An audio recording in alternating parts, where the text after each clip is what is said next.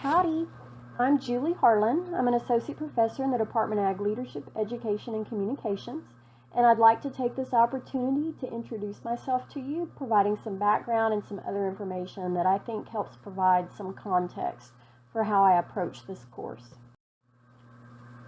So, the things I want to cover, my family and background, professional career, other interests, and my paradigm and approach to the content of this course. So, a little bit about my family. I have one child. Hunter will be starting 8th grade this year. I also have 3 horses, Brady, Edward, and Neil, that all live at my house. Brady is the show horse you see in the top left corner. He's a great big 17 two-hand all-around horse, so he does English and Western. Then I have 2 geriatric horses that just sort of live here. We also have 3 dogs, Mason, Jackson, and Rex, and 4 cats, Max, Butterbutt, Milo, and Otis.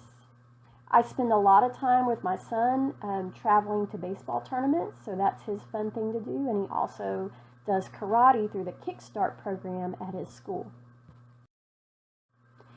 The early years, I was born in Corpus Christi. I started elementary school in a suburb of Corpus called Calallen. Then we eventually moved to Orange Grove, Texas, which isn't too far from there. I grew up on 10 acres out in the country with horses and 4-H and FFA projects. I had a brother and a sister. My parents were divorced. I did see my dad on the weekends, and I did also have a stepfather for several years. That provides a little bit of insight maybe to how I might approach this course with my family background. For activities, I was not athletics. I did gymnastics. My mom had me do brownies. I did participate in 4-H. I showed sheep, and that's a picture of me with my first sheep. We didn't know what we were doing. My mom thought I should dress like a farmer, so I wore overalls. But we got better as we went. I also did the food show and clothing. But I always wanted a horse. Really, that was my primary interest in 4-H was to get to do horses. Eventually, my interest in horses led us to moving. So we did move out to the country where I attended Orange Grove High School. I graduated in 1989, and I was really active in FFA. That was my thing. I didn't do athletics. I did FFA. I showed a steer and some sheep.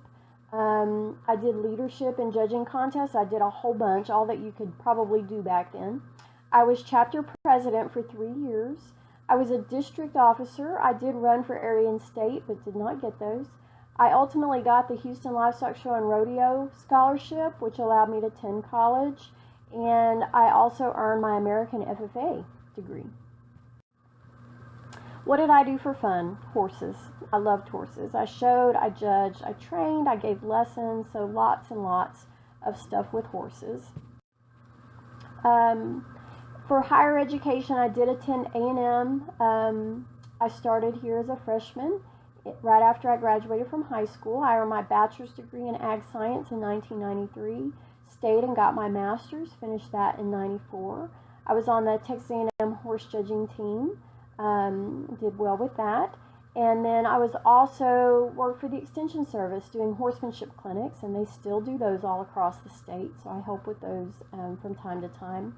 I was also a peer advisor in our department, one of the first ones, and was outstanding senior in my major. Professional experience, I was a high school ag teacher. That's how I started my career. I taught at Sinton High School for 3 years. I taught a lot of different classes. I always had a lot of preps. I recruited really hard and tried to build our program and was voted Campus Teacher of the Year my last year of teaching. I left that job to do the National FFA Teacher Internship Program, and at that time it was in Alexandria, Virginia, so I spent a summer in the DC area.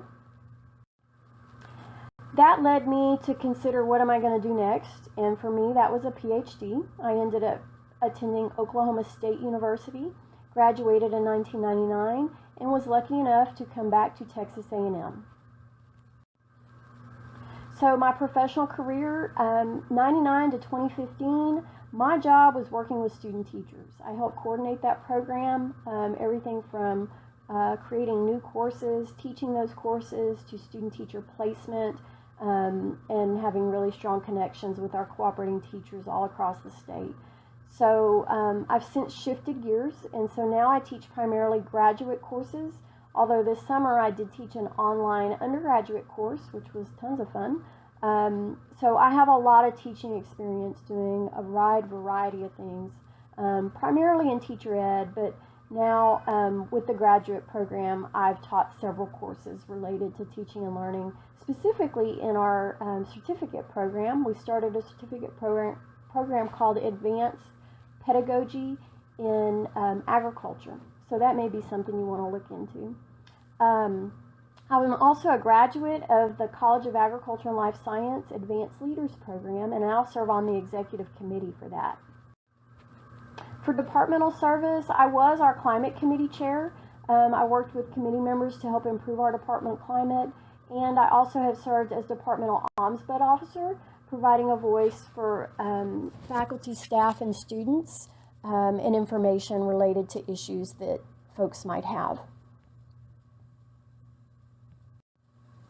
In terms of university service, that's where I'm really pretty heavy right now. I'm very involved in Faculty Senate. In fact, I was elected Speaker-elect for the Senate this past year, so next year I will be the Speaker. I also serve as co-chair for the Core Curriculum Council. I served as chair for the International and Cultural Diversity graduation requirement revisions that will be going to effect in fall of 2019. I'm a member of the Executive Committee for Faculty Senate. I've served as Ag Caucus leader and parliamentarian. I'm also co-chair of CAFRT, which stands for Committee on Academic Freedom, Responsibility, and Tenure, and we hear cases related to denial of tenure. So very interesting work there too.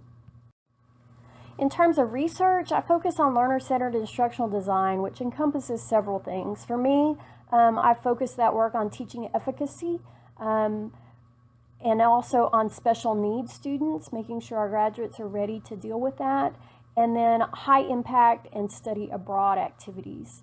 My early work focused on important elements of that student teaching experience. For community service, I am a member of the Bryan ISD School Board, and if you'd asked me 2 years ago if I would be running for office, I would have said no.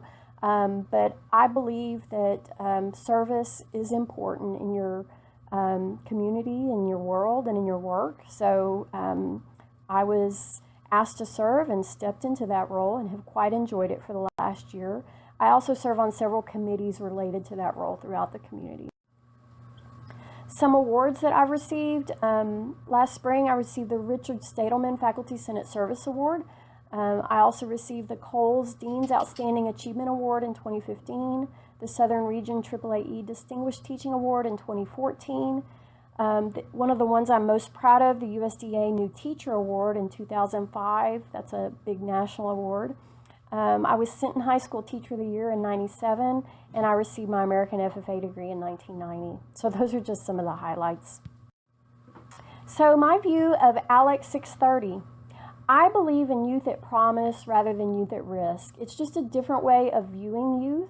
I believe truly that all youth can be successful, but many are really lacking the support systems to be resilient when things go badly. That's really the difference between successful youth and youth that have issues, is that resilient factor. So our readings are going to provide a framework for us to understand and discuss and talk about youth at risk. I think you're going to really enjoy our textbook. I've used it for a couple of semesters now, and students really do like it, so I hope you do too. And that text is going to provide that background necessary so that you can be effective in a variety of roles. So I want to leave you with that there are many ways we can impact youth today, whether that be through your formal roles, if you're a teacher or an advisor, or if you volunteer as a mentor, or simply serve as a role model for youth. Our ultimate aim in this course is to understand the importance of the many roles adults play in ensuring youth become successful adults.